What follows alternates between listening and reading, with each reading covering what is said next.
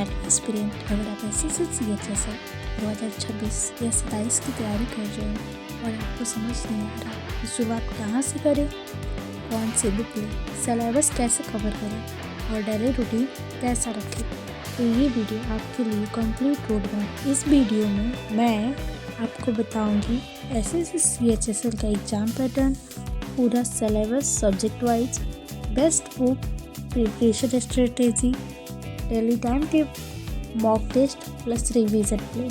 तो वीडियो को एंड तक ज़रूर देखना क्योंकि ये रोड मैप आपको जीरो से लेकर सिलेक्शन तक गाइड करेगा। सबसे पहले समझते हैं एसएससी CHSL एग्ज़ाम होता क्या है। एसएससी CHSL का फुल फॉर्म है combined higher secondary level exam. ये exam mainly 12th pass student के लिए होता है। एसएससी CHSL में 2 स्टेज होते हैं। Tier 1 कंप्यूटर बेस्ड टेस्ट, इसमें 4 सब्जेक्ट आते हैं, math, reasoning, English, GK GS, या उसी को जनरल अवेयरनेस बोलते हैं। Tier 1 पूरी तरह ऑब्जेक्टिव होता है और इसमें सबसे इम्पोर्टेंट चीज़ है स्पीड और accuracy. Tier 2 computer based test plus skill test होता है। Tier 2 में मैथ और इंग्लिश थोड़ा एडवांस लेवल का होता है और साथ में टाइपिंग स्किल टेस्ट भी हो सकता है। अब चलिए सिलेबस समझते हैं। Math syllabus SSC CHSL math में सबसे ज़्यादा क्वेश्चन अरिथमेटिक से आते हैं।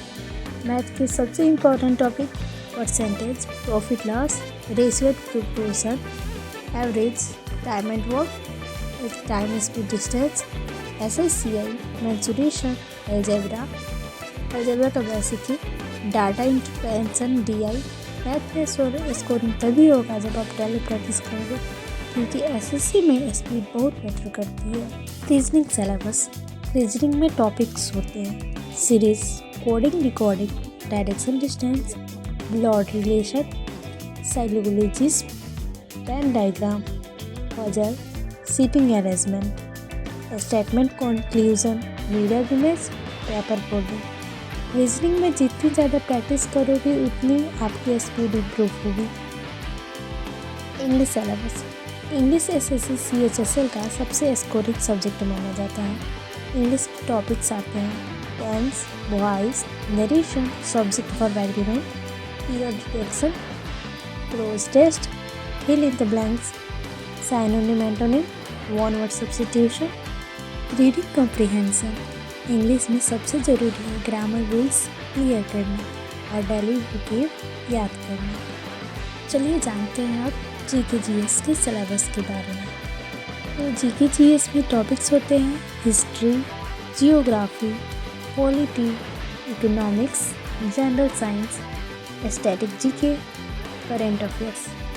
जनरल साइंस में फिजिक्स, केमिस्ट्री और बायोलॉजी बेसिक आते हैं और करेंट अफेयर में लास्ट 6 महीने से 1 साल तक का करेंट बहुत इम्पोर्टेंट होता है। Best for SSC CHSL। अब बात करते हैं सबसे इम्पोर्टेंट चीज़ की, बुक्स। मैं आपको एक साफ बात बोल दूँ, एसएससी में ज़्यादा बुक्स खरीदने से सिलेक्शन नहीं होता बल्कि कंफ्यूजन बढ़ता है। सबसे पहले मैथ के इम्पोर्टेंट बुक्स कौन कौन से हैं, तो मैं सजेस्ट करूँगी कि राकेश यादव सर का नोट्स और आदित्य सर का फॉर्मूला बुक और मॉक टेस्ट आप खुद से देते रहिए। रीजनिंग के लिए आप RS अग्रवाल की बुक का यूज़ कर सकते हैं और रीजनिंग का मॉक PY का देते रहिए। डेली प्रैक्टिस रीजनिंग के लिए बहुत ज़रूरी है।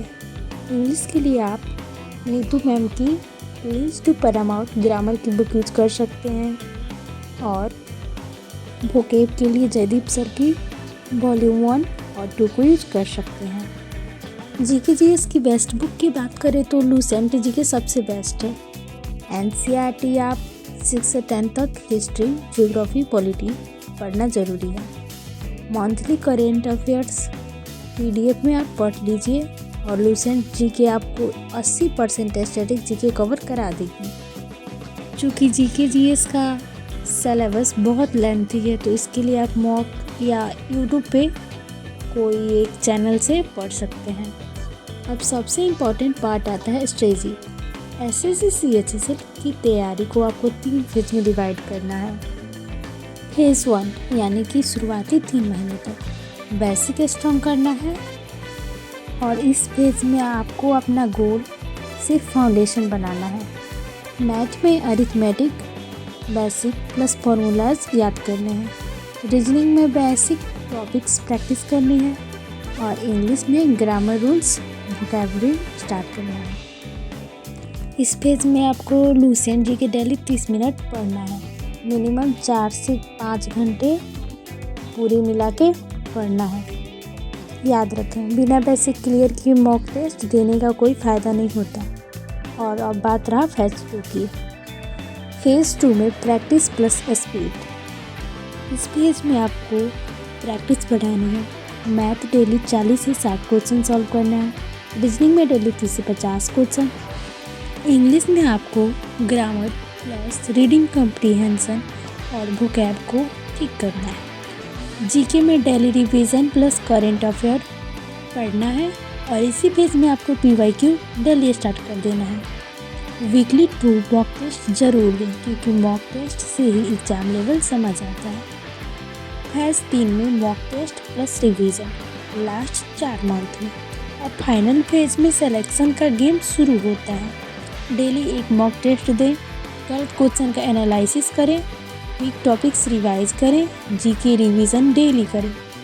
अगर आप लास्ट 4 मंथ में सीरियस हो गए तो सिलेक्शन ऑलमोस्ट कंफर्म हो जाता है। और एसएससी सीएचएसएल के लिए टाइम टेबल आप ये देख लीजिए, 6 घंटे का है और 6 घंटे टाइम नहीं मिलता है तो 4 घंटे का भी है। टाइम टेबल आप अपने हिसाब से फॉलो करिए।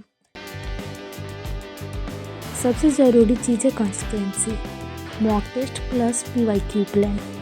एसएससी में सबसे ज़्यादा रिपीट क्वेश्चन आते हैं तो पीवाईक्यू आप करते रहिए।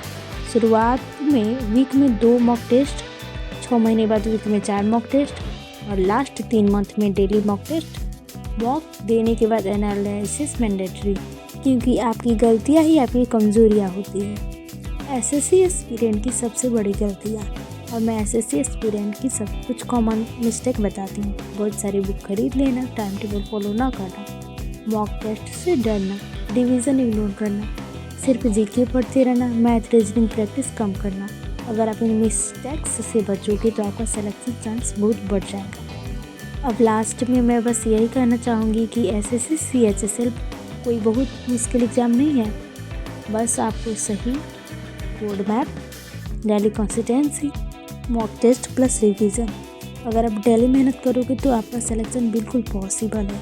अगर वीडियो हेल्पफुल लगा तो लाइक ज़रूर करें और ऐसे ही रोड मैप और डेली स्टडी प्लान के लिए हमारे चैनल को सब्सक्राइब कर लें। Thank you so much.